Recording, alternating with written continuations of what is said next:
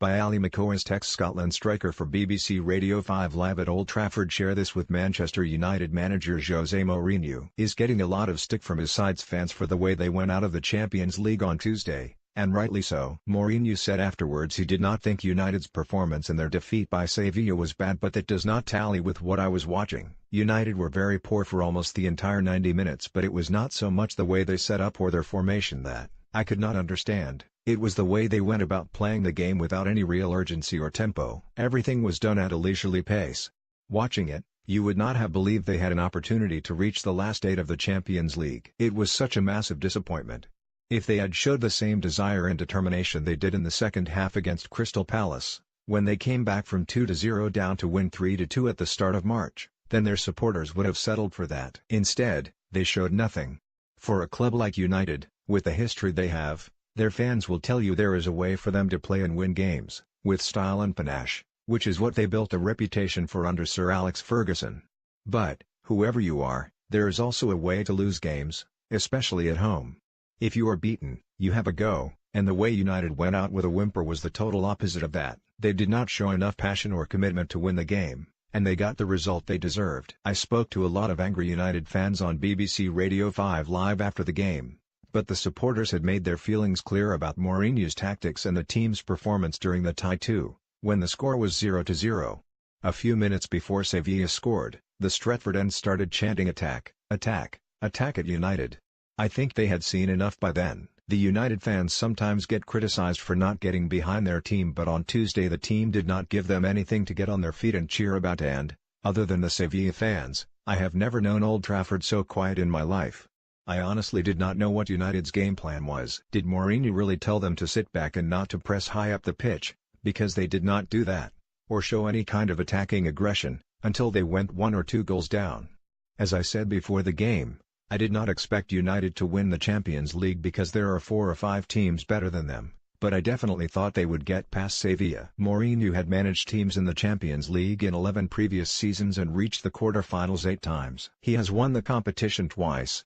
That record tells us he gets things right a lot of the time with his approach, but he got it wrong home and away in this tie. The disappointing thing from the first leg was clearly that they did not manage an away goal, and 0-0 was a dangerous scoreline to take back to Manchester. But the tie was lost at Old Trafford because the level of performance United produced there was nowhere near good enough. Looking at the 2 legs, you would have to say that United's approach was too negative. They only managed 4 shots on target in 180 minutes and did not lay a glove on a side that they should be beating. The only time they tried to lift things and take the game to Sevilla was when they went behind and the tie was beyond them. They left it too late.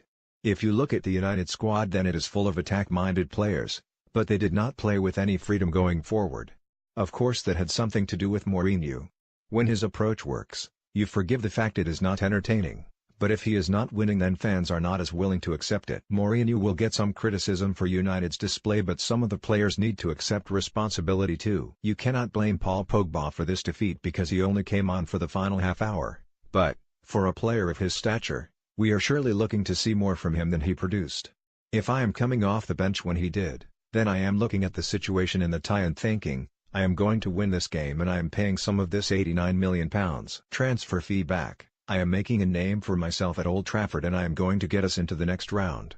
But when he came on, he was lethargic and his passing was poor.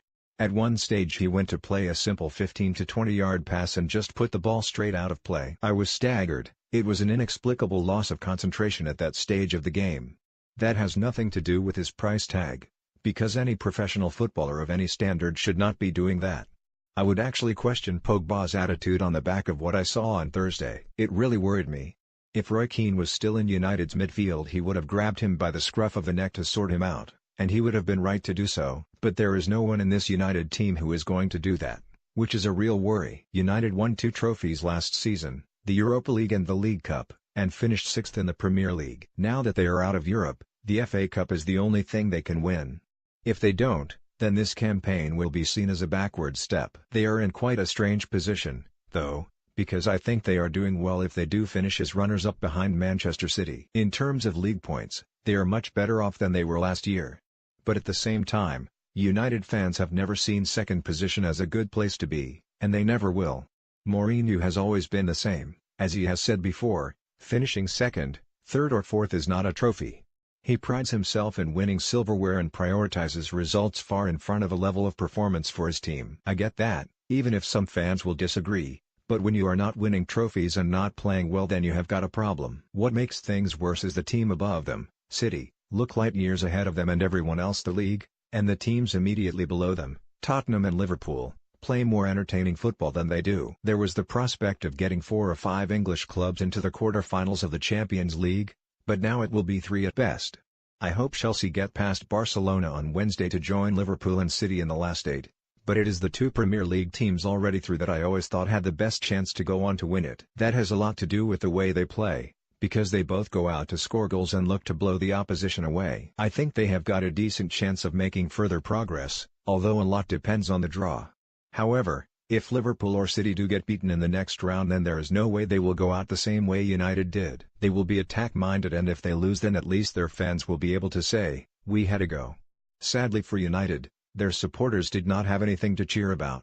Ali McCoist was speaking to BBC Sports' Chris Bevan. Share this with